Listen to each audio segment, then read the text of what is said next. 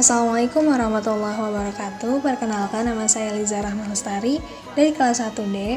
Pada kesempatan kali ini saya akan sedikit menjelaskan tentang 5 jenis kesenian yang berasal dari daerah sendiri, yaitu Cirebon. Mari kita simak videonya berikut ini.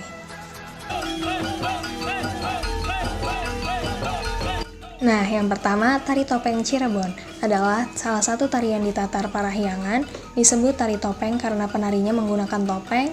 Tari ini selalu mengalami perkembangan dari berbagai gerakan atau cerita yang dibawakan. Di sanggar-sanggar wilayah Cirebon dan sekitarnya, tari ini menjadi salah satu tari favorit. Tari topeng masih dipentaskan dalam acara kesenian tradisional ataupun acara lainnya. Tari topeng bisa dimainkan secara tunggal maupun kelompok. Ketika tarian ini dimulai, kendang dan rebab menjadi alunan musik yang mendominasi. Masing-masing topeng pada tari ini memiliki karakter yang menggambarkan sifat atau perwatakan seseorang. Topeng berwarna biru misalnya, mengandung sifat yang anggun dan lincah. Lalu topeng yang berwarna merah memiliki karakter yang beringas dan sangat temperamental.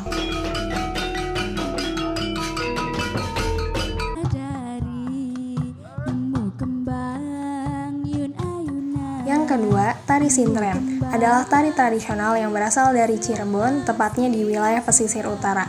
Nama lain kesenian ini adalah lais. Tari sintren sangat terkenal dengan suasana mistisnya yang bersumber dari cerita Sulasih dan Sulandono. Kisah cinta pasangan kekasih ini tidak direstui sehingga Sulandono pergi bertapa dan Sulasih memilih menjadi penari. Pertemuan keduanya saat itu hanya melalui alam gaib. Singkat cerita, setiap diadakan pertunjukan tari sintren, sang penari dimasuki oleh roh bidadari oleh pawangnya dengan syarat penari masih dalam keadaan suci atau perawan. Yang ketiga, lukisan kaca.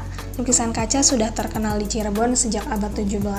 Lukisan ini dikenal pula sebagai media dakwah pada masa penembahan ratu dan sangat berpengaruh dalam penyebaran agama Islam saat itu. Lukisan ini berbentuk tulisan kaligrafi dan gambar wayang dengan ditulis di atas media kaca. Pengaruh kaligrafi dikarenakan dalam menyiarkan agama Islam banyak ulama melantunkan ayat-ayat suci Al-Quran dan hadis. Sedangkan gambar wayang karena di daerah Cirebon sering diadakan pertunjukan wayang. Nah, yang keempat, batik Cirebon. Batik ini lahir sejak abad 16, berawal ketika pelabuhan Cirebon dijadikan tempat transit dan persinggahan para pedagang asing dari Arab, Persia, India, dan Cina. Kemudian dari hal itu menciptakan asimilasi dan akulturasi bercampur budaya serta menciptakan banyak tradisi baru. Beberapa motif atau corak yang terkenal pada batik Cirebon ialah motif megamendung. Megamendung dipengaruhi dari motif Cina berbentuk garis-garis awan. Megamendung Cirebon memiliki ciri khas sendiri, yakni awan berbentuk lonjong, lancip, dan segitiga, sedangkan Cina berbentuk bulatan. Pusat dari pembuatan batik di Cirebon sendiri berada di Trusmi, Pleret. Hingga kini kawasan Trusmi terkenal dengan kampung batik. Banyak wisatawan mancanegara yang melancong di kawasan ini.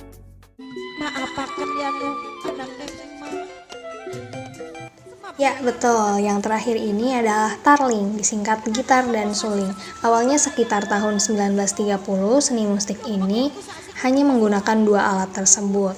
Namun, semakin berkembangnya zaman, tarling yang sekarang didengar di sekitar Cirebon sudah terkombinasi dengan musik dangdut.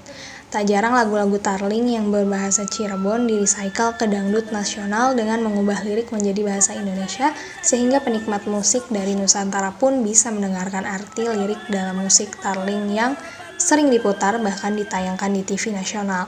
Musik ini sangat khas sekali, berbeda dengan dangdut dan sejenisnya. Ada juga karya tarling yang berbentuk drama seperti Baridin, Saida Saini, Kang Ato, dan lain-lain, yang terdapat unsur lawak dan pesan moral di dalam pagelarannya.